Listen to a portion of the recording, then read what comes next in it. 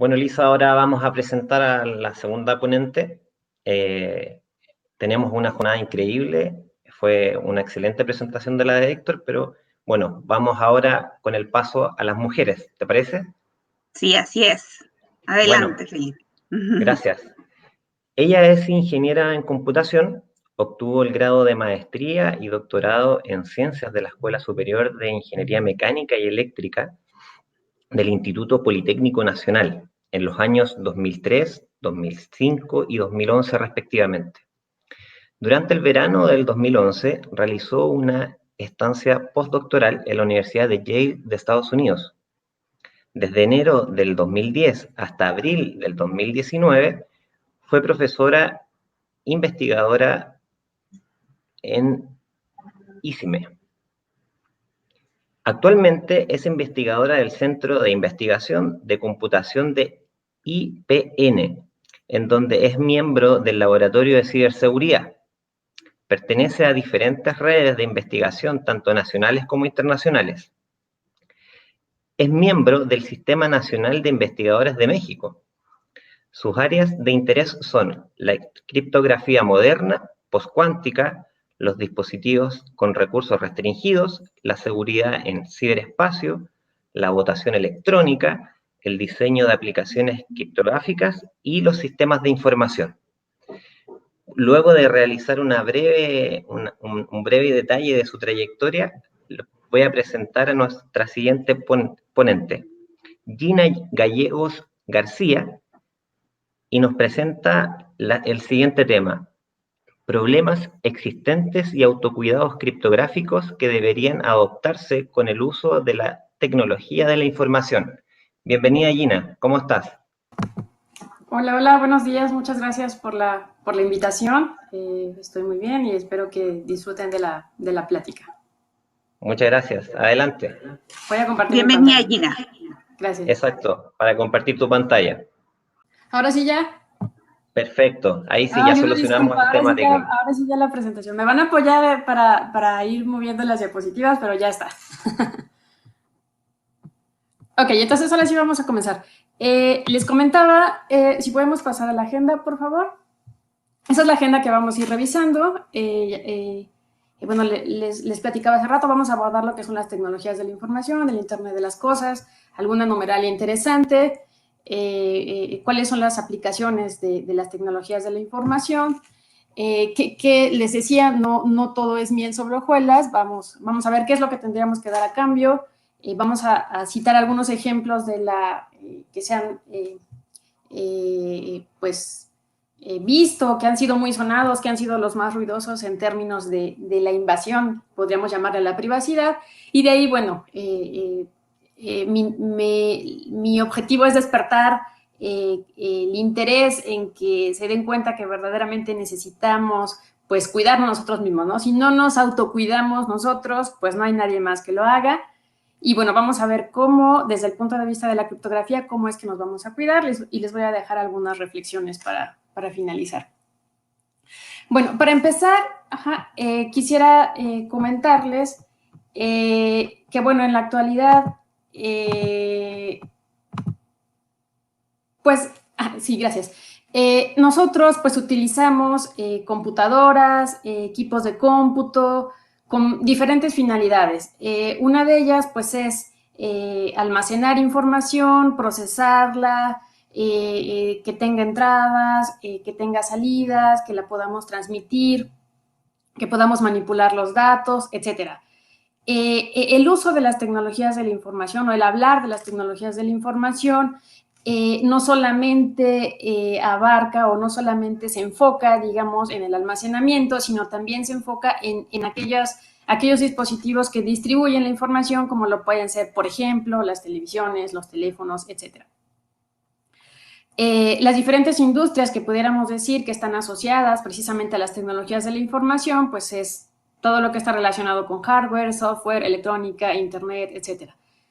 Toda esta, si hiciéramos una mezcla de eso que acabo de mencionar, pues nos permite crear lo que pudiéramos definir como un ecosistema que va a tener diferentes componentes. Esos componentes, pues son, por ejemplo, los datos, Es decir, lo que va a ser susceptible a ser procesado, la información, la salida, después de que haya sido procesada, los dispositivos que van a hacer esa tarea precisamente de procesar los datos y de darnos como salida la información, los medios de comunicación que vamos a utilizar para dar al público precisamente esta información y las redes de comunicación. Lo que es el Internet de las Cosas, el IoT, pudiéramos decirlo o pudiéramos verlo como parte del uso precisamente de las tecnologías de la información. En la actualidad, bueno, se dice que estamos rodeados de más objetos que de personas. ¿Ok? ¿Y qué es lo que sucede? Pues ahora ya estas cosas o estos objetos pues se interconectan unos con otros a través de lo que nosotros conocemos como Internet. Como comentábamos, pues se forma un ecosistema y específicamente en el escenario del IoT, pues el nombre que se le da a este ecosistema pues es el Internet de las Cosas o IoT por sus siglas en inglés. Un poquito más o menos para recapitular en la historia de cómo es que surgió el IoT. El IoT no surgió, no se pensó en él de manera inicial, sino fue algo que se fue dando poco a poco. Por ejemplo, en el 99, pues precisamente lo que querían, se imaginaban la comunicación dispositivo a dispositivo dentro de lo que serían las 6 webs. Y les pongo ese personaje, que es la persona que está en la parte de arriba. Billy Joel en el 99, en el 99 imaginaba eso, pero no fue sino hasta 10 años después, en el 2009, que precisamente Kevin Ashton del MIT, pues realizaba investigaciones enfocadas a lo que es la radiofrecuencia, ¿ok? Ellos lo que querían era trabajar con tecnología de sensores y pues poco a poco precisamente se fue dando el empezar a conectar dispositivos, ¿ok? Dispositivos conectados a través de Internet.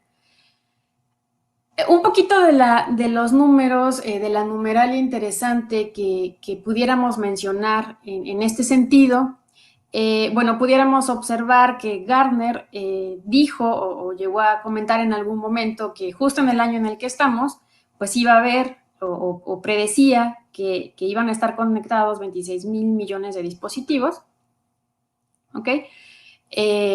Lo que es la compañía Avi Research afirmó que también para este mismo año, es decir, para el 2020, pues iban a existir 30 millones de dispositivos conectados a Internet.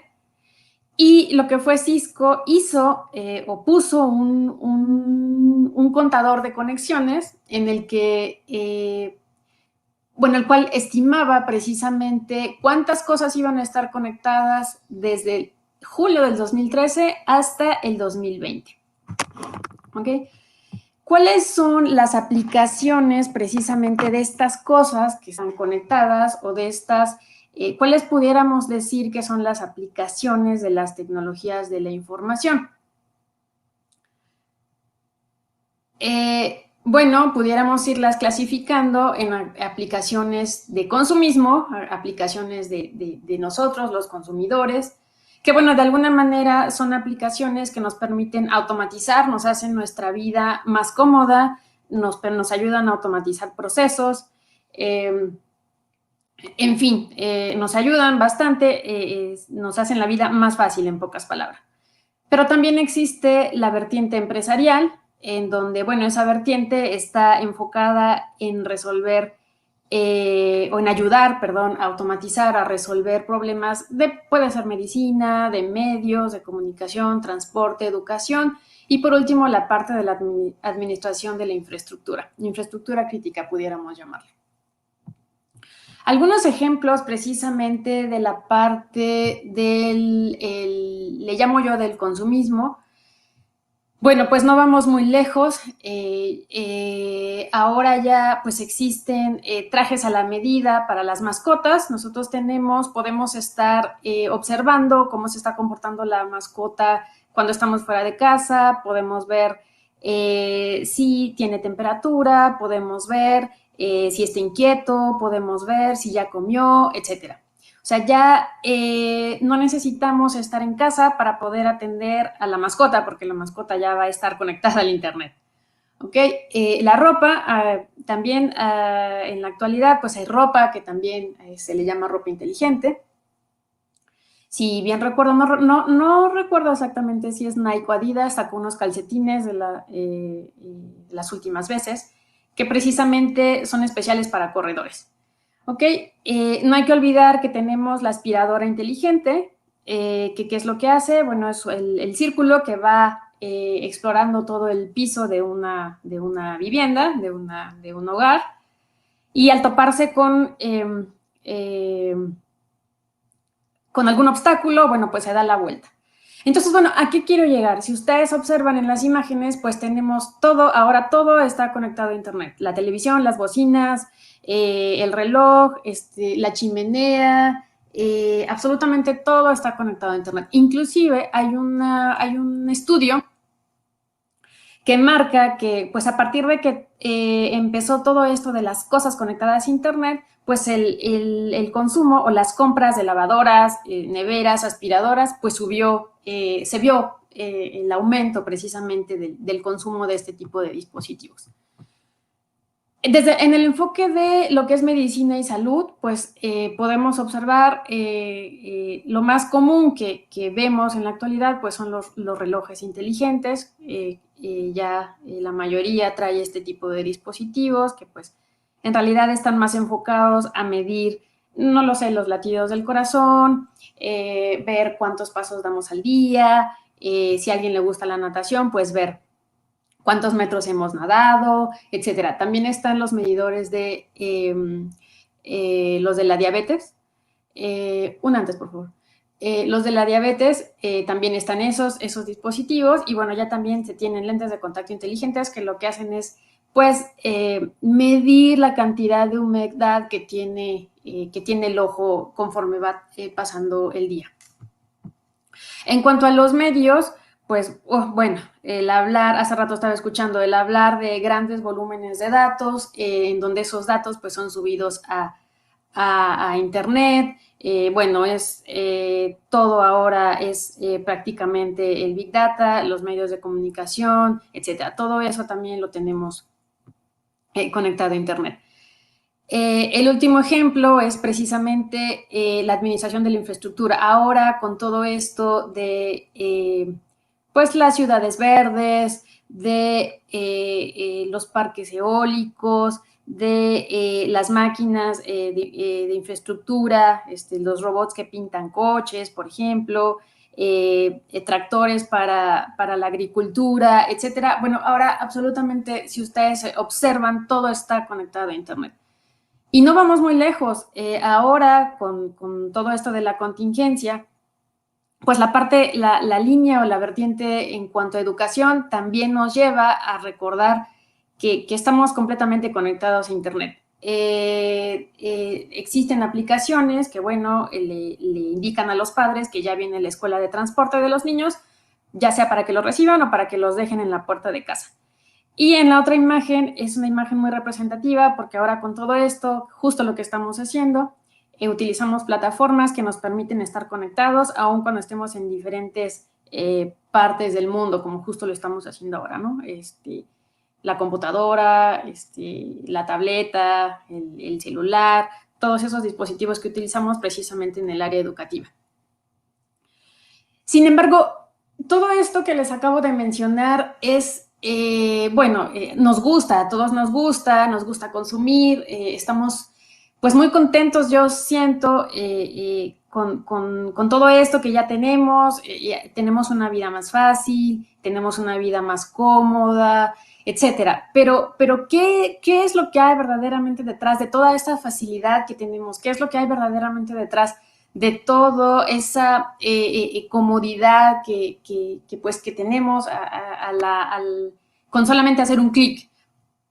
Bueno, pues viene toda la parte del impacto social y económica entre una sociedad que se vuelve completamente consumidora de la información, ¿ok? Pudiéramos ver dos vertientes, como les comentaba, el impacto social, el impacto económico.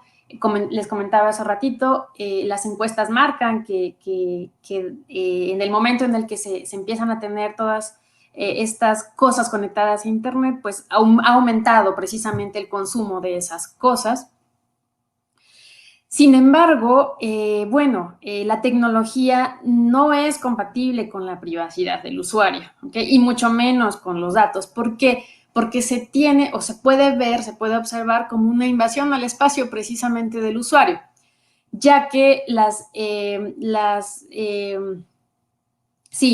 precisamente ese consumo se puede utilizar para observar, para estar analizando, para ver el comportamiento que tiene el ser humano, ¿ok? De alguna manera, pues eso nos permite precisamente, como decíamos hace un momento, vivir en una sociedad consumidora, se crean modelos predictivos de consumo, de actividades, etcétera, y prácticamente pues nos volvemos pareciera como si viviéramos en el Big Brother, ¿ok? Ya que pues nos convertimos, hay una sociedad poderosa que nos observa, nosotros estamos de alguna manera incontrolados, consumiendo cosas que nos hacen la vida de alguna manera más fácil, más automatizada, etc. ¿Cuáles son algunos de los ejemplos precisamente que les comento de esta invasión a la privacidad? Pues ¿qué pasó? Seguramente lo conocen en el año 2010. ¿Qué sucedió con este suceso extremadamente ruidoso? Si recuerdan, Wikileaks se creó en el 2006. Ahí tenemos al creador, precisamente al australiano que creó Wikileaks. ¿Qué sucedió? En el 2010, precisamente, ganó popularidad Wikileaks porque se publicaron precisamente cerca de 250,000 telegramas diplomáticos. Es decir, toda información que estaba relacionada con el gobierno de Estados Unidos fue publicada y bueno, se hizo un gran ruido con esta publicación de este australiano. En el 2011 también, para todos aquellos que les gustan las consolas, si bien recuerdan, sonó mucho precisamente el ataque que sufrió PlayStation, en donde, ¿qué fue lo que sucedió? Bueno, pues se tuvo acceso, se tuvo conocimiento de nombres, correos electrónicos y datos personales de 77 millones de personas con cuentas precisamente en PlayStation Network, ¿ok? El servicio que precisamente permite jugar online. Y bueno, el servicio se cayó durante una semana. La empresa japonesa precisamente no descartó la posibilidad de que también los datos bancarios de los usuarios hubieran sido robados. En 2012, ¿qué sucedió con Dropbox? Dropbox precisamente confirmó que los correos electrónicos de los usuarios habían sido expuestos, ¿ok? Eso llevó a que 68 millones de usuarios se vieran afectados. ¿Qué sucedió en este caso? Bueno, pues precisamente uno de los empleados de Dropbox utilizó una contraseña de LinkedIn, que previamente LinkedIn había sido atacado, pero utilizaban la misma contraseña para LinkedIn que para Dropbox, y bueno, por ahí precisamente fue que tuvieron acceso a la red interna de Dropbox. Target, otro caso, en el 2013, es una compañía estadounidense de ventas, como un supermercado. Se habló también de un ataque, se decía pues que había sido un ataque histórico, se vieron afectados 70 millones de clientes, hubo robo de información del personal, nombres, direcciones, números de teléfono, correos electrónicos, etcétera. Se dijo en aquel entonces que la forma en cómo se había tenido acceso a estos datos había sido a través de un malware, que estaba escuchando que en la charla anterior estaban hablando de este tipo de softwares maliciosos, en donde este software afectó a los puntos de venta y precisamente pues le pegaba a los lectores de las tarjetas de crédito y cajas registradoras. Lo curioso es que precisamente este ataque se presentó pues en la época navideña, es decir, entre noviembre y diciembre de aquel entonces. Exactamente, el siguiente caso, en el 2014, eBay, ¿qué fue lo que sucedió aquí? Pues lanzó un comunicado en donde les pedía a sus 145 millones de usuarios que cambiaran sus contraseñas después de haber descubierto que habían sido objeto de un ciberataque. ¿Ok? ¿A qué se tuvo acceso? Perdón, contraseñas de empleados, nombres de clientes, correos electrónicos, direcciones, números de teléfono, fechas de nacimiento, etcétera. Fue muy criticado, de hecho, el caso de eBay, dado que no le notificó a sus clientes todo este suceso, sino hasta mucho tiempo después. En el 2015, seguramente también lo escucharon, el caso de Donald Trump, que fue lo que sucedió, la información de 191 millones de votantes estadounidenses, es decir, alrededor del 60% de la población, pues fue expuesta en Internet debido a un error de la empresa de marketing que había contratado el comité republicano de la campaña de Donald Trump. ¿Ok? ¿A qué se tuvo acceso? Pues nombres, direcciones, números de teléfono, fechas, afiliaciones de partido, fechas de nacimiento, etc. El otro que también fue muy sonado en el 2016, igual en su momento fue catalogado como el mayor robo de datos de la historia. Más de 412 millones de cuentas en este sitio para adultos y pornografía, Finder, fueron expuestos en el mercado negro y que incluía correos electrónicos y contraseñas. ¿Ok? Evidentemente, como estos datos pues estaban asociados a sitios con contenido para adultos, pues el impacto fue peor porque implicó extorsión, aparte pues de la pena para los usuarios implicados. En el 2017 se tuvo el caso de Uber, en donde, ¿qué fue lo que sucedió? Se destacó los medios de comunicación que 57 millones de usuarios habían sido afectados, pero no todo quedó hasta ahí. El problema se agravó un poco más, dado que precisamente Uber pagó miles de dólares para que 2 expertos eliminaran los datos robados y ocultaran el ciberataque, manteniéndolo en secreto. Entonces, aún fue muchísimo más criticado ese ataque que se presentó. Y de los últimos, en el 2018 y 2019, todo lo que sucedió con Cambridge Analytica. ¿Recuerdan qué fue lo que sucedió? Se tuvo acceso precisamente a 419 millones de números de teléfono e identificación de usuarios de Facebook, que fueron precisamente almacenados en un servidor que no estaba protegido a través de siquiera una contraseña. ¿Ok? Entonces, ¿a qué quiero llegar con todo esto? A que precisamente, pues sí podemos observar desde hace mucho tiempo que sí podemos ver que hay invasión a la privacidad. No vamos muy lejos. Ahorita, ¿qué es lo que está sucediendo? Ahorita, estaba revisando estadísticas, se dice que ha aumentado 495% la cantidad de ataques que se han tenido en esta época de cuarentena. ¿Cuáles son los ciberataques que han sonado mucho en esta época de cuarentena? Bueno, el Finder, el que nos dice dónde está precisamente la gente que ya está infectada. Sin embargo, pues es una aplicación que no sabemos si es auténtica, que no sabemos si de verdad es le voy a llamar la original. Y bueno, ¿qué es lo que hace? Pues accede precisamente a los datos del usuario. Y lo que hay mucho es la suplantación de identidad. ¿Qué es lo que sucede? Recibimos correos de supuestamente la Organización Mundial de la Salud, en donde pues hay que darle un clic para ver qué es lo que está sucediendo, cuáles son los datos reales precisamente de la pandemia del COVID-19. Y el que tenemos en la parte inferior izquierda, pues es una supuesta nota de cómo es que va avanzando la vacuna. Dele clic para que nosotros le podamos ir dando los datos referentes a la vacuna. ¿Cuándo va a llegar a su ciudad? ¿Cuándo va a llegar a su país? ¿En qué momento? Etcétera. Entonces, les decía, ¿a qué quiero llegar? A que precisamente es muy obvio que existe una necesidad de darle seguridad a toda la información que se envía, se transmite, viaja, se almacena en este ecosistema que mencionábamos precisamente. Como comentamos, la proyección del crecimiento del uso de dispositivos ha sido exponencial. Los datos se vuelven súper codiciados porque precisamente hacen referencia a los hábitos del usuario.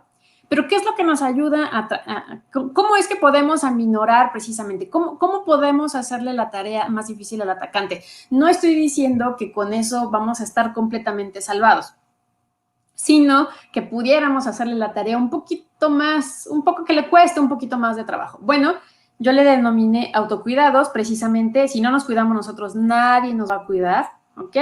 Y por otra, pues estar formando precisamente recursos humanos altamente especializados. O sea, entre más información tenga, por ahí escuché la información, la educación, precisamente el acceso a la educación, pues nos va a hacer libres, ¿no? Entre más recursos humanos altamente especializados tengamos en términos de ciberseguridad, pues le vamos a hacer la tarea más difícil a los atacantes. Hablar de ciberseguridad es hablar de un país entero, o sea, es hablar de algo muy general.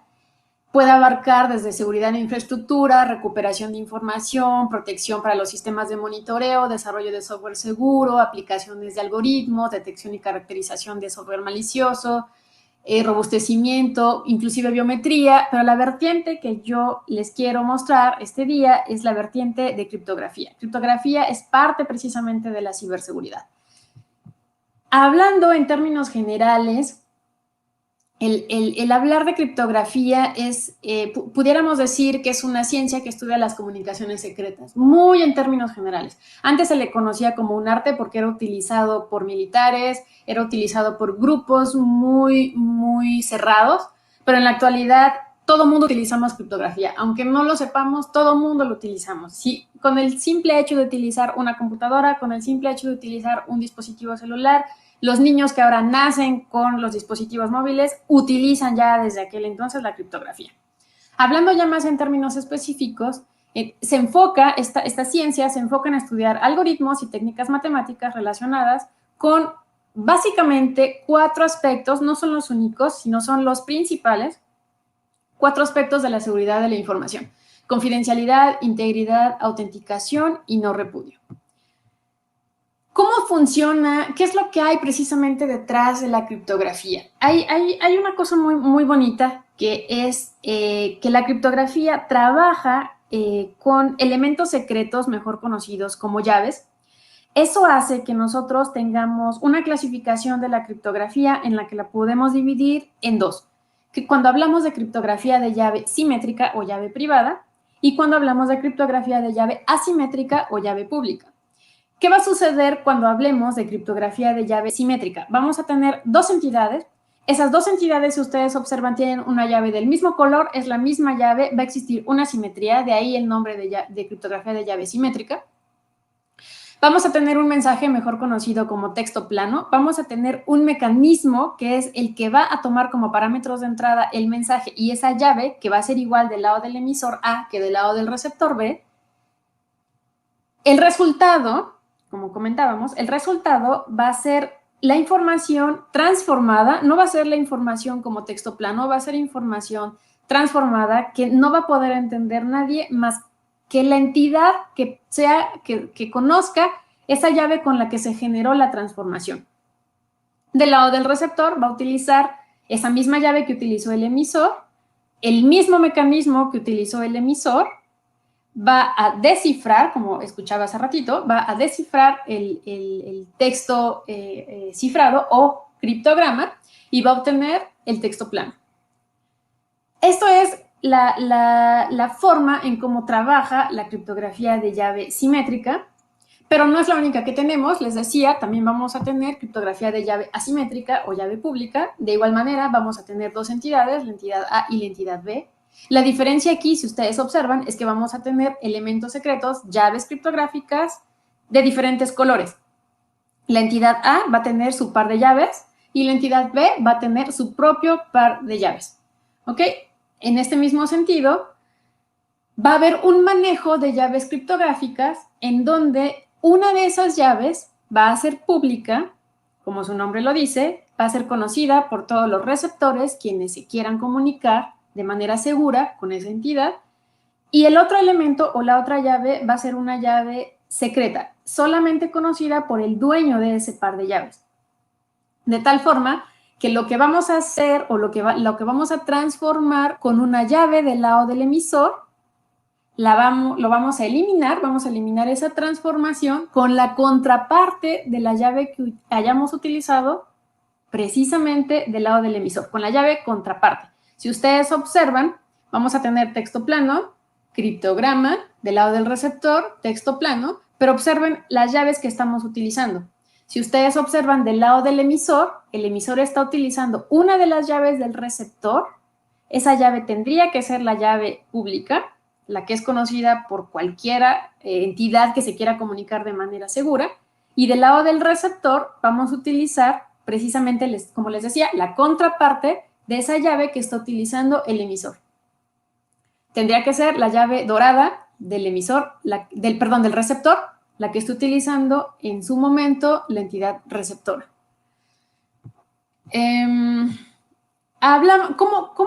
¿Cómo es que vamos a preservar precisamente, bueno, más bien, sí, comentábamos hace rato, vamos a preservar las propiedades, vamos a asegurar la información.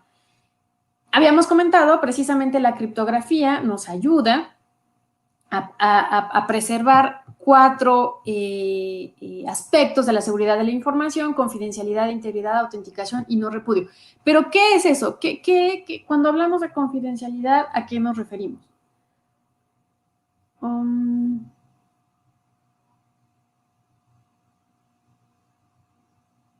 Gracias. Cuando hablamos de confidencialidad, precisamente, ¿a qué nos referimos? Bueno, pues nos referimos a un servicio que lo que hace es transformar la información. Muchas veces se dice, se tiene acceso a la información, pero no hay que confundir. Lo que hacemos es, transformamos la información, la hacemos inteligible para terceras entidades que no son deseadas, terceras entidades que no queremos que conozcan precisamente qué es lo que dice nuestro mensaje, nuestro texto plan, de tal forma que va a ser inteligible y no va a saber, la tercera entidad no deseada no va a saber qué es lo que está viajando sobre el canal de comunicación o qué es lo que está almacenado en algún dispositivo de almacenamiento. No es lo mismo almacenar, por ejemplo, selfies a almacenar, por ejemplo, datos personales como el acta de nacimiento. O sea, vamos a tener nosotros diferentes grados, le voy a llamar, de confidencialidad. O sea, no es lo mismo, comentábamos, ¿no? Fotos de la mascota a almacenar PDFs o fotos de precisamente la cédula de identidad, el acta de nacimiento, etcétera. Cuando hablamos de integridad, igual es un servicio, comentábamos, la criptografía también nos va a ayudar a garantizar, a preservar este otro servicio. Les hago mucho la analogía de que el mantener algo íntegro es, pudiéramos poner el ejemplo de pensar, decir y hacer lo mismo. Lo que sale del emisor es lo mismo que viaja sobre el canal de comunicación y es lo mismo que recibe el receptor. O sea, que si hay algún cambio que sufra la información durante su viaje sobre el canal de comunicación, que precisamente el receptor lo pueda detectar, o sea, que nos demos cuenta de qué es lo que está sucediendo. Cuando hablamos de autenticación, lo comentamos hace rato con los ejemplos de la invasión a la privacidad. Bueno, pues, ¿qué es lo que procuramos? Precisamente que terceras entidades no deseadas se puedan hacer pasar por entidades legítimas dentro de un proceso de comunicación. Pudiéramos observar 3 vertientes en cuanto a la autenticación. Autenticación de algo que se es, autenticación de algo que se sabe y autenticación de algo que se tiene. ¿Okay? La parte biométrica está relacionada con todo lo que se es. Y el último servicio es lo comentábamos hace ratito, el no repudio, y está relacionado con la existencia de terceras entidades, pero deseadas. O sea, que nosotros tengamos un referee que esté siempre observando qué es lo que está sucediendo, qué es lo que está viajando sobre el canal de comunicación, qué acciones, si ya envié yo algo, si ya lo recibí, si ya lo cifré, si ya lo descifré, si ya lo firmé, si ya lo verifiqué, etc. Todo esto que les estoy comentando, pues precisamente son los servicios de seguridad que la criptografía nos ayuda a preservar, nos permite mantener la información precisamente de manera segura a través de esos básicos servicios que mencionamos. Les decía, no son los únicos, sin embargo son los principales. No olvidemos también el anonimato, por ejemplo, que nace de la combinación de algunos de los 4 que mencionamos previamente. Entonces, les decía, ¿qué es lo que tenemos que hacer si no nos cuidamos nosotros, criptográficamente hablando, o desde un punto de vista criptográfico? Pues nadie más nos va a cuidar. Entonces, es a lo que le denominé autocuidados criptográficos. Al utilizar estos dispositivos de consumo que comentábamos de manera inicial, pues estamos sumamente emocionados por utilizar esos dispositivos de consumo, y los podemos clasificar en 2 vertientes. Una pudiera ser la seguridad que le demos a nuestro teléfono celular, por ejemplo, nuestro dispositivo móvil, y el otro está relacionado con herramientas criptográficas para 4 componentes de estos ecosistemas que mencionábamos: el correo electrónico, el navegador que utilizamos, el disco duro y la nube. Comencemos con el primer autocuidado. Cuando hablamos de seguridad para la telefonía celular, hay que estar muy atentos a lo que es la verificación de los permisos de las aplicaciones que se quieran instalar, el uso del bloqueo de pantalla, el uso de la mensajería instantánea con cifrado y el cifrado precisamente del teléfono celular. Vamos viendo uno por uno. En cuanto a la verificación de los permisos, hay muchas aplicaciones que nos piden inclusive permiso para acceder a la cámara cuando ni siquiera lo debieran. O sea, no debiera precisamente acceder a esa información. Entonces, derechos de acceso, detección de la ubicación, acceso a la memoria, mensajes cortos, contactos, muchas veces son permisos que ni siquiera debiera tener la aplicación que estemos instalando. Una de las herramientas que ayudan o que podrían ayudar precisamente a que nosotros demos acceso a la información personal de manera controlada y consciente es una aplicación llamada My Permissions, que lo que hace es, bueno, está disponible para Android y para iOS. Esta aplicación lo que hace es, pues nos va a ir diciendo exactamente si de verdad la aplicación que queremos instalar requiere un permiso en específico o si solamente lo hace por querer precisamente acceder al teléfono móvil, al teléfono celular del usuario. No debemos olvidar precisamente que uno otro punto importante es el control de acceso, que solamente pueda acceder a la información que está contenida en el dispositivo móvil, pues el dueño, quien posea ya sea el PIN o el reconocimiento facial o de huella. Algo que es importante comentar es que los últimos modelos de dispositivos móviles, de teléfonos celulares, ya traen con ellos es posible precisamente el reconocimiento facial o de huella. Eso es muy padre para todos nosotros. Sin embargo, no hay que olvidar que precisamente los datos viajan sobre el canal que nosotros, mejores conocidos como Internet, que nosotros conocemos como Internet, y es un círculo vicioso, ¿no? O sea, está bien, nosotros queremos desbloquear nuestro teléfono con el reconocimiento facial o huella, pero sin embargo, nuestros datos biométricos viajan en texto plano. ¿Ok? Hacia precisamente todo el registro, todo lo que hacemos, viaja en texto plano. Entonces, no hay que olvidar eso.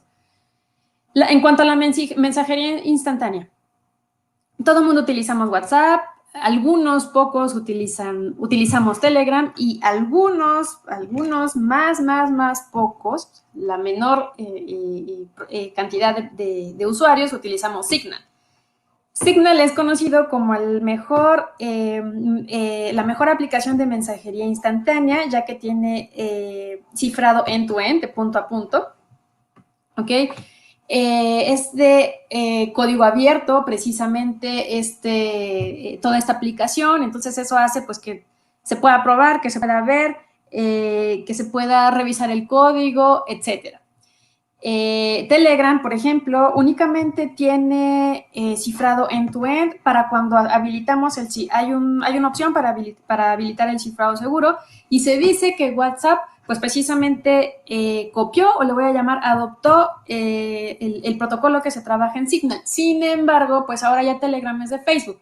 Entonces, pues nos arriesgamos también precisamente a que en un momento dado, pues Facebook tenga completamente todos nuestros datos.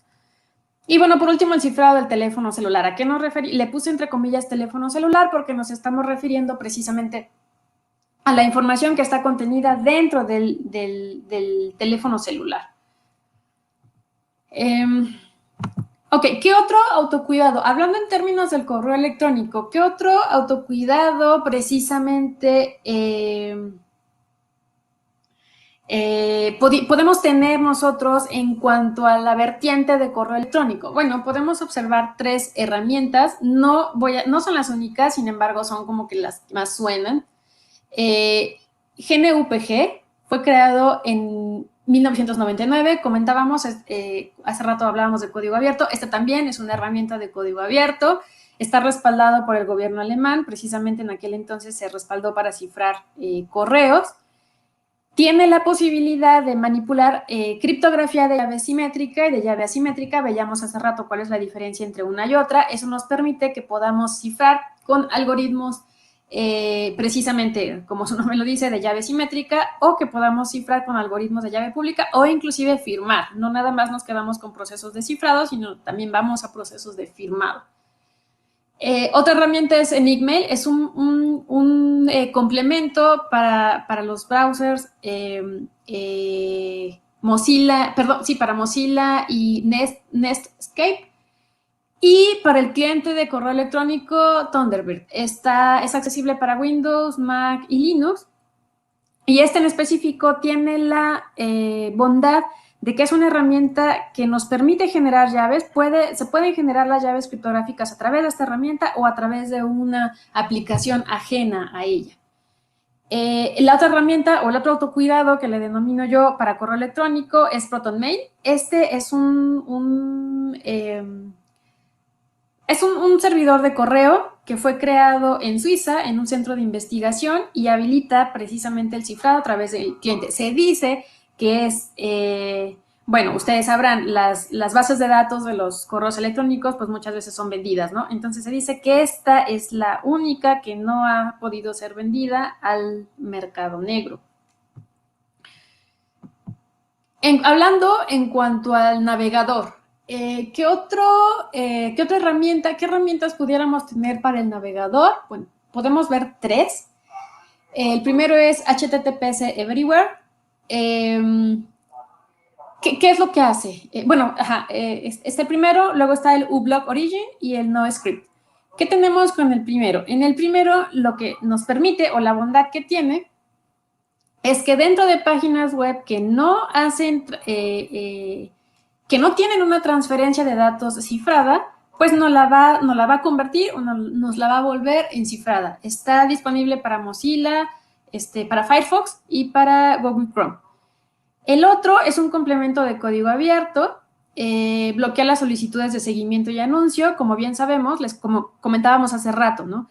Al ser consumidores, pues estamos mostrando nuestras preferencias, lo que nos gusta, lo que no nos gusta, y precisamente este complemento pues nos permite bloquear precisamente esas solicitudes. El otro, el NoScript, bloquea aplicaciones de JavaScript, Java y Flash, y tiene una pequeña, no le voy a llamar desventaja, pero bueno, solamente está disponible para Firefox.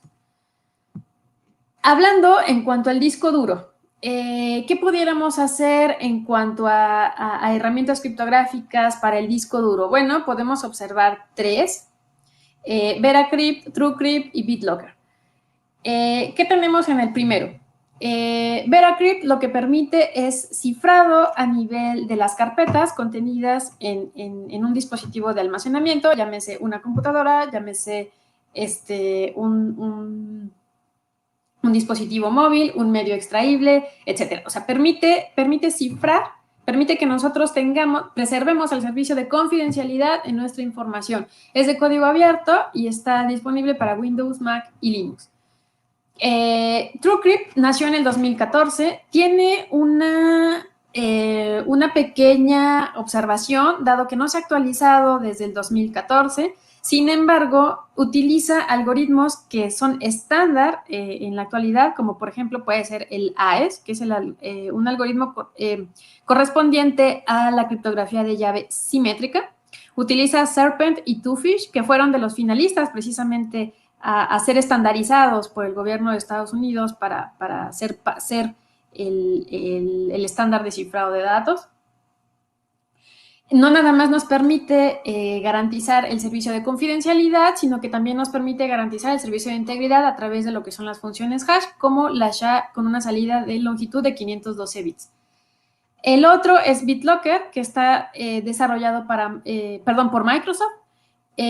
Por defecto utiliza AES, que como les comentaba, es un algoritmo correspondiente a la criptografía de llave simétrica, es decir, la misma llave que se utilizamos una misma llave para cifrar que para descifrar. Este tipo de criptografía tiene diferentes configuraciones para conectar diferentes cifradores entre sí. El CBC es un modo de operación específico para un cifrado de bloque, un mecanismo criptográfico relacionado con cifrado de bloque, y la salida que nosotros podemos tener, es decir, la longitud del criptograma que generaríamos al manipular la información con esta herramienta, es de 128 bits. Para la nube, actualmente todo está conectado a la nube, comentábamos, nuestros dispositivos están conectados al internet y la información de nuestros dispositivos pues la vemos precisamente en cualquiera de nuestros dispositivos, más ahora que estamos con trabajo en casa, en la computadora, lo que teníamos en la oficina, lo que quisiéramos ver en un momento dado en el celular, etc. Existen dos vertientes, dos herramientas criptográficas para la nube. Uno es Box Cryptor y el otro es Wisply. En el primero, está enfocado en cifrado, en el servicio de confidencialidad. Está disponible para Dropbox y Google Drive. Utiliza cifrado de llave simétrica y de llave asimétrica, específicamente AES con una longitud de con una longitud de llave de 256 bits y el RCA con una longitud de las llaves de 4096. Esta herramienta nos permite precisamente autenticarnos con dos factores. Les comentaba hace rato, para autenticarnos vamos a tener tres vertientes, aquí utilizamos 2 de 3. Y la siguiente herramienta criptográfica lo que nos va a permitir es cifrar los archivos antes de ponerlos en la nube. Está disponible para Dropbox, Google Drive y OneDrive. Y es posible cifrar nuestros archivos con el AES 256. Vuelvo a repetir, es el estándar que actualmente se utiliza y que todavía se va a seguir utilizando por un buen rato. Con todo esto, ¿cómo pudiéramos cerrar? O sea, ¿qué pudiéramos decir con todo esto que acabamos de ver? La vida cotidiana de la gente pues se automatiza, se hace más fácil. El uso de las tecnologías de la información pues precisamente nos permite automatizar la vida cotidiana. Nos permite inclusive desarrollar nuestros procesos de una manera más rápida. Sin embargo, bueno, quise tomar este fragmento del CEO de Ericsson, que dice que si una persona se conecta a la red, a esa persona le vamos a cambiar la vida, ¿no? Pero si todas las cosas y objetos se conectan, el mundo precisamente es el que va a cambiar. Entonces, es muy cierto, ¿no? Ahora en la actualidad, pues ya vivimos completamente conectados a la red. O sea, ya no podemos estar si no estamos conectados a la red. Habíamos comentado, pues sí, eso es muy cierto, vivimos en una sociedad consumidora, se va la gente, bueno, ahí nos vamos a formar primeras horas antes de que abran la tienda para poder comprar el último dispositivo que está de moda. Sin embargo, bueno, quise tomar el dicho de la curiosidad mató al gato, ¿no? O sea, entre más cosas, entre más exploramos, entre más utilizamos dispositivos, entre más estamos conectados a Internet, entre más curioseamos con ese tipo de cosillas, pues más estamos dando, más información le estamos dando a las terceras entidades no deseadas. Entonces, ¿cuál es el reto aquí? Que las cosas van a seguir en aumento. Comentábamos del aumento que ha habido en cuanto a los ciberataques en esta época de pandemia. Entonces, pues más bien hay que aprender a vivir con la existencia de las terceras entidades no deseadas. No las vamos a eliminar. Desde el inicio de la escritura siempre ha habido terceras entidades que se quieren enterar de información que no les corresponde, que quieren entrar a lugares que no les corresponde. No estamos todavía educados precisamente para respetar a las entidades A y B, por ejemplo, la entidad emisor y receptor. Entonces, bueno, precisamente ese es el reto, aprender a vivir con ese tipo de comportamientos, aprender a vivir con ese tipo de terceras entidades, les llamo yo no deseadas. El ejemplo que siempre les pongo a mis estudiantes: tenemos el matrimonio, la entidad A y la entidad B. La tercera entidad no deseada, la mayoría de las veces cuando les suelto la pregunta me dicen que es la suegra. La suegra no va a desaparecer, siempre va a estar ahí. Entonces hay que aprender a vivir con la existencia de esas terceras entidades no deseadas. ¿Ok? Indudablemente se requiere del diseño de propuestas de solución ad hoc específicas para el escenario de aplicación. No es lo mismo una propuesta de solución para dispositivos que tienen recursos limitados como para granjas, por ejemplo. O sea, estamos hablando de diseño de propuestas de solución que tienen que ser, valga la redundancia, diseñadas o propuestas precisamente dependiendo de las características del escenario de aplicación. No es lo mismo el utilizar un cifrador de llave, un cifrador de llave simétrica que un cifrador de llave asimétrica. O sea, sí hay diferencias dependiendo, vuelvo a insistir, del escenario de aplicación. Y bueno, sin duda la formación de recursos humanos, el estar preparándose cada día, el estar informándose, el tener, como les comentaba, el estar informados, el ser educados, pues siempre va a ser de gran ayuda precisamente para poder coexistir con estas terceras entidades no deseadas. Bueno, por mi parte es todo. Espero haberles dejado estas reflexiones de que hay que ser muy responsables con el uso de las tecnologías de la información. Sin duda las tenemos que utilizar. Yo personalmente déjenme un momentito, déjenme prender mi cámara. Yo precisamente las utilizo mucho, pero pues no hay que dejar ese uso responsable. Muchas gracias, espero que les haya dejado algo con esta plática. Gracias, Gina. Bueno, diste en el clavo. Yo creo que todos tenemos dispositivos móviles, todos tenemos el famoso Internet de las cosas hoy en día, y con tu charla efectivamente vamos a tomar bastantes resguardos, y yo creo que los espectadores también. Vamos a utilizar algunas herramientas, las conocíamos, pero bueno, la idea es compartir este conocimiento y que todos empecemos a tomar resguardos, sobre todo por algunas preguntas que leí ahí: la seguridad de los hijos, el tema sí, de las cámaras de videovigilancia, etcétera, los circuitos cerrados.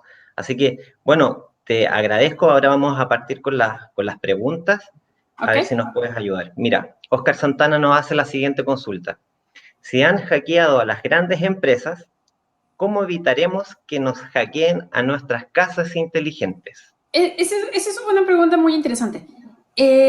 Muchas de las sí, llamémosle de los hackeos, viene, o sea, la mayoría del éxito de estos ciberataques vienen precisamente de usuarios o de trabajadores internos dentro de esas compañías. O sea, es un poquito difícil, no voy a decir que sea, no estoy diciendo que es imposible, sino es un poquito difícil que se pueda precisamente entrar desde afuera, o sea, empezar desde cero y lograr entrar hasta la cocina, podríamos llamarle.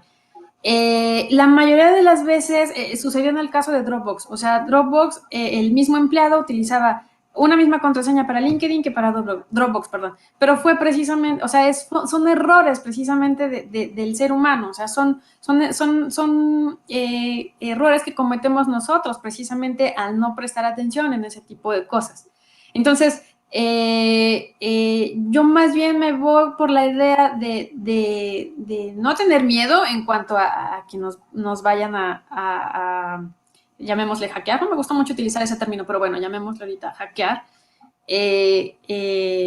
Sin duda, o sea, sin duda creo que siempre hay colaboración de personal interno de cada una de estas compañías. Esa es mi opinión.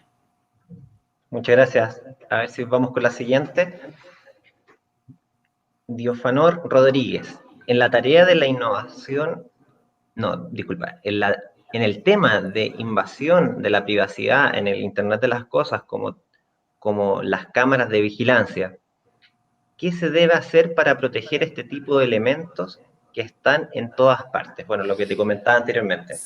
Bueno, creo que, como les decía, ¿no? O sea, finalmente, en la actualidad vivimos en el Big Brother, o sea, todo el mundo nos ve, todo el mundo nos observa, o sea, de alguna manera el uso de las cámaras de vigilancia, pues, son para la seguridad de la persona, de los individuos, ¿no? Sin embargo, este tipo de cosas también, este tipo de elementos de seguridad, llamémosle, pues en algunas veces también se presta a que ya tienen mi foto, ya tienen mis, no lo sé, las características biométricas. O sea, es un poquito difícil llegar a decir que estamos como que somos ahora libres, ¿no? O sea, desafortunadamente, conforme ha estado avanzando el tiempo, pues sí, como les decía, hemos automatizado procesos, estamos de alguna manera más seguros con las cámaras de vigilancia, sin embargo, siempre hay un precio que pagar. Entonces, creo que algo que que nos pudiera ayudar es como que a balancear precisamente qué tanto voy a estar seguro y qué tanto voy a automatizar algo, pero hasta dónde estoy dispuesto a perder en el momento de que yo pueda recibir algún beneficio, ¿no? Entonces, creo que más bien pudiéramos verlo desde ese punto de vista, o sea, como balancear, ver qué tanto estamos dispuestos a perder en algún momento dado. Perfecto. Vamos con la siguiente pregunta. Saraya Ospina, ¿cómo proteger a los niños que están tomando clases virtuales? Este es un tema que yo creo que en pandemia hemos tenido bastante. Ese es todo un tema. De hecho, en alguna charla abordé precisamente los problemas la charla la enfoqué un poquito más a la parte de todo esto, no lo sé, retos virales, que se hacen a los niños, ¿no? Les decía yo, por eso les pongo la analogía de que ahora los niños nacen, desde bebés, nacen ya conectados al Internet. Es algo que finalmente es un trabajo que debe de hacerse de manera conjunta. No es algo que podamos hacer, le voy a llamar nosotros como adultos, como los padres de los niños. No es algo que puedan hacer los profesores. No es algo que, evidentemente, no es para nada algo que puedan hacer los niños. Siento yo que es un trabajo integral entre de la sociedad, que pues habría que empezar a trabajar, estar muy al pendiente de lo que visite el niño, hay aplicaciones que nos permiten hacer copias precisamente, no lo sé, de los teléfonos de los adolescentes, para poder, sin invadir la privacidad del usuario, pero sí estar al pendiente de precisamente, pues, de que no se esté comunicando con alguien que lo vaya a querer extorsionar, con alguien que lo vaya a querer molestar, alguien que lo vaya a querer, sí, o sea, hacer grooming, todo este tipo de acciones que son más enfocadas a los niños. Entonces, creo que hay que poner mucho cuidado en ese aspecto y en definitiva tiene que ser un cuidado integral, no nada más de los adultos, no nada más de profesores, sino es un cuidado en términos de la sociedad. Creo que pudiéramos empezar por les hablaba yo un poquito de la educación, ¿no? Les decía, no estamos educados a respetar el resto, a nuestras contrapartes. Entonces, probablemente no vamos a poder cambiar a la sociedad, pero probablemente poniendo un granito de arena de cada quien, pudiéramos empezar a permear al resto de la sociedad. Perfecto, muchas gracias. Hay bastantes preguntas, así que vamos con otra, de Luis Calles. Si bien se conoce que el Internet de las Cosas es una tecnología bastante insegura, ¿qué consejos prácticos nos darías para mantener y cuidar de nuestra privacidad y seguridad de nuestros hogares? Especialmente, disculpa, con los hijos. Bueno, Ajá. volvemos a lo mismo. Sí, como les comentaba, no tengo el nombre fresco de la aplicación, pero, por ejemplo, hablando de teléfonos celulares, no me voy a enfocar en la computadora, hablando de teléfonos celulares. Hay aplicaciones que clonan todo el contenido del dispositivo, llamémosle del niño. Entonces, pues eso nos hace, por eso les decía, sin invadir la privacidad precisamente del niño, del adolescente, pues estar al pendiente, estar revisando, como comentábamos, pues que no vaya a caer en malas manos, ¿no? O sea, que no vaya a estar chateando con alguien que en realidad ni siquiera es esa persona. O sea, en la actualidad conocemos muchos, se escuchan, ¿no? Muchos de esos casos. Los niños son los más vulnerables en este aspecto. Ahí tenemos el reto del momo, o sea, de la ballena azul, o sea, hay mucho, pero todas esas están enfocadas precisamente a los niños. O sea, finalmente los niños con esa inocencia, pues digo, si un adulto cae, pues un niño es mucho más, cae con mucho más facilidad. Entonces, estar al pendiente de eso, o sea, bloquear, así como podemos bloquear la televisión, aquí en México es el Sky, no sé en el resto de los países. Es posible bloquear el contenido no lo sé, por ejemplo, canal para adultos, canales con violencia. O sea, creo que hay que tener ese tipo de prácticas, debiéramos de adoptar mucho, precisamente para que los niños, o sea, sin duda, lo que comentábamos, no le voy a llamar que con el uso de la criptografía estamos salvados, no le voy a llamar que con este tipo de autocuidados, vamos a estar salvados, pero al menos vamos a minorar la probabilidad de todo eso, ¿no? De que pues llegue pues a su fin el ciberataque. Sin duda, les comentaba, yo específicamente hablando en términos de cripto, pues vamos a hacer la tarea más difícil. Siempre he pensado que el resto de mis colegas, bueno, trabajando con el resto de mis colegas, pues pudiéramos tener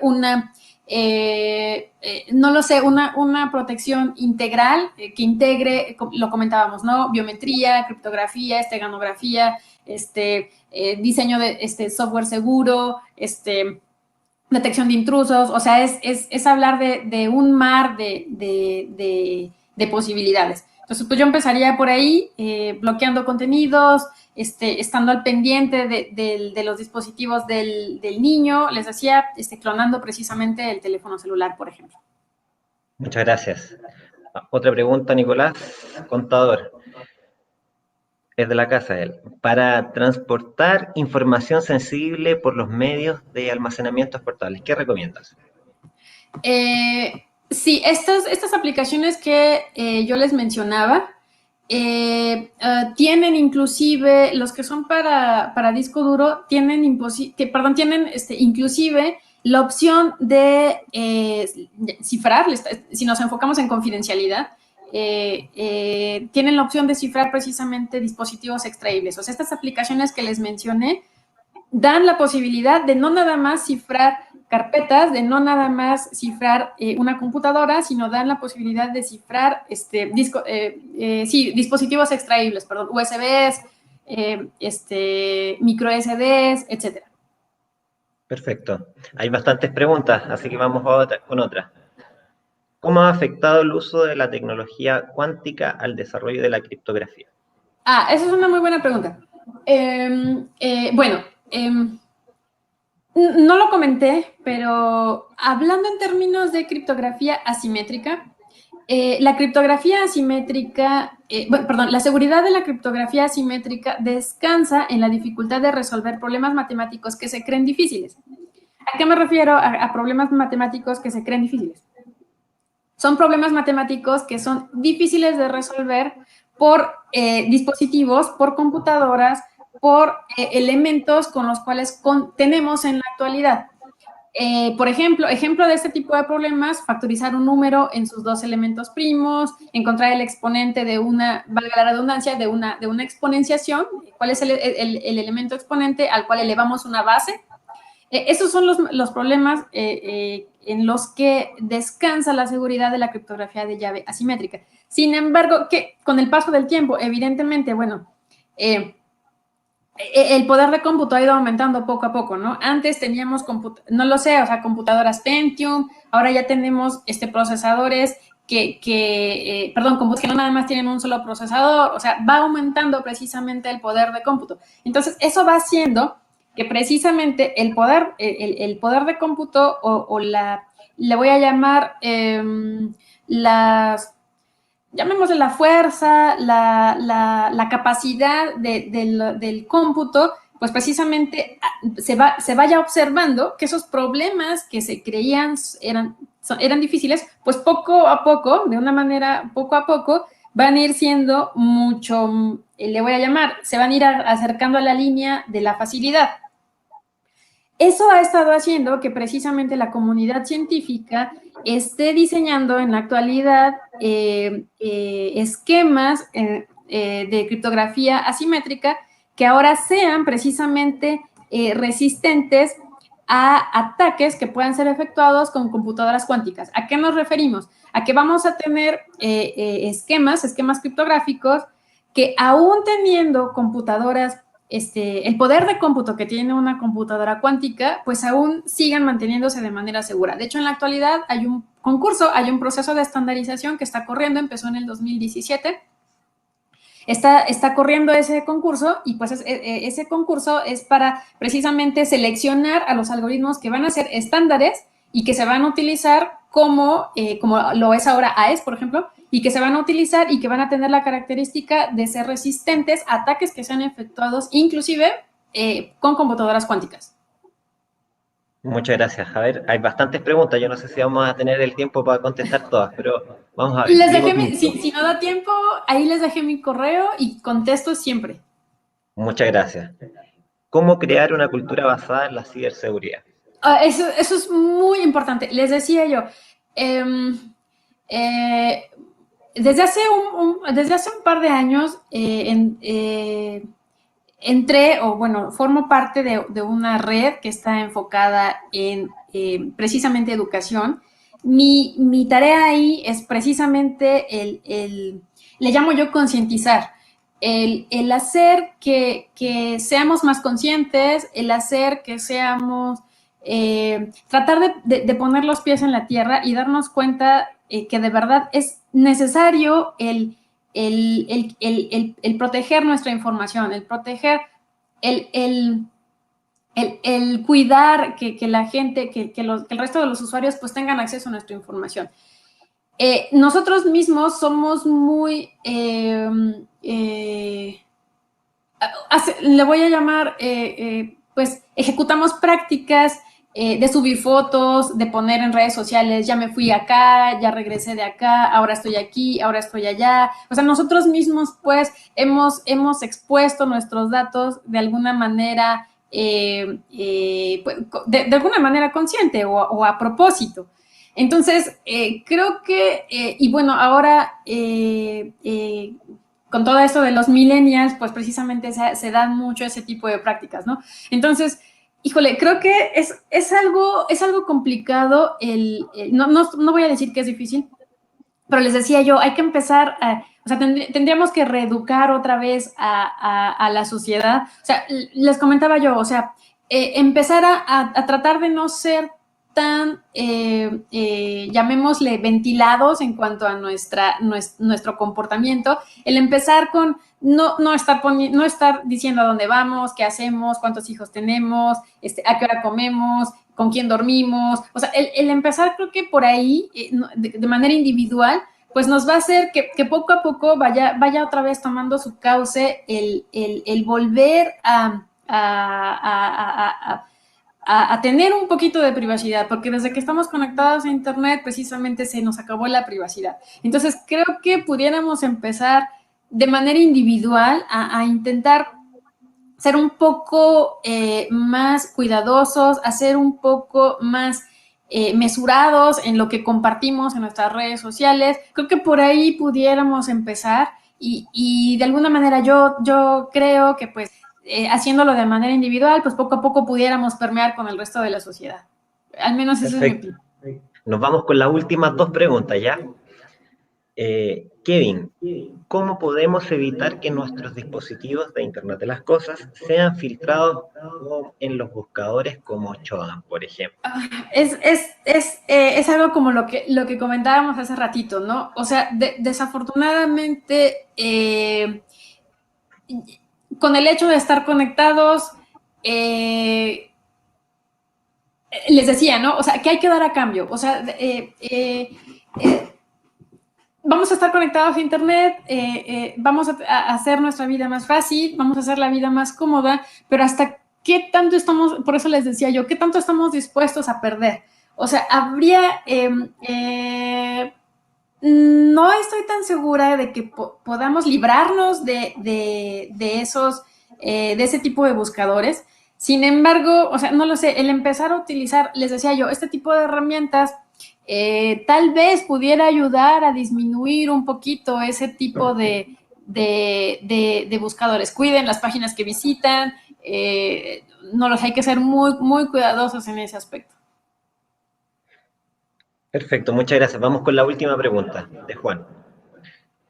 En cuanto a herramientas en la nube, llegando al punto que sean vulnerables la empresa en donde guardamos los datos, Microsoft, legalmente como clientes, ¿qué debemos hacer? Vulnerabilidades del Office 365, por ejemplo.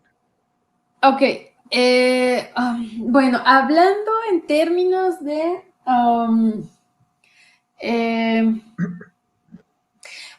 voy a ponerlo así, hablando en términos de,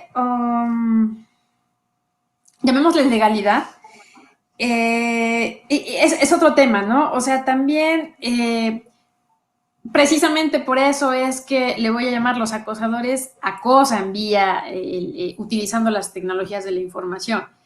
Entonces, creo que es un poco, no lo sé todavía en los diferentes países, pero aquí en México el uso de las tecnologías, el uso de este tipo de cosas, el uso de la nube, el uso de todo esto que estamos comentando, el uso y el mal uso, por ejemplo, si alguien lo llega a utilizar mal, pues no es castigado.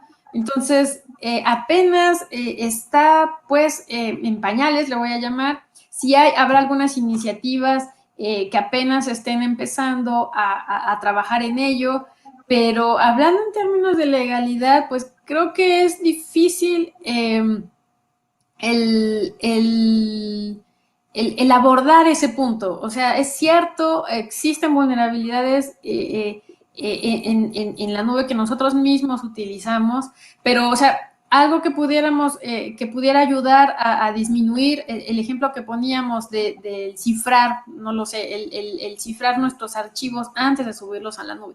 A lo mejor eso pudiera ayudar un poquito a disminuir.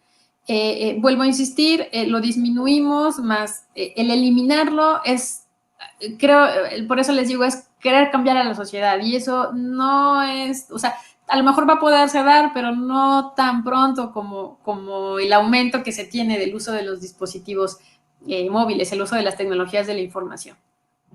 Gina, te agradecemos tu tiempo.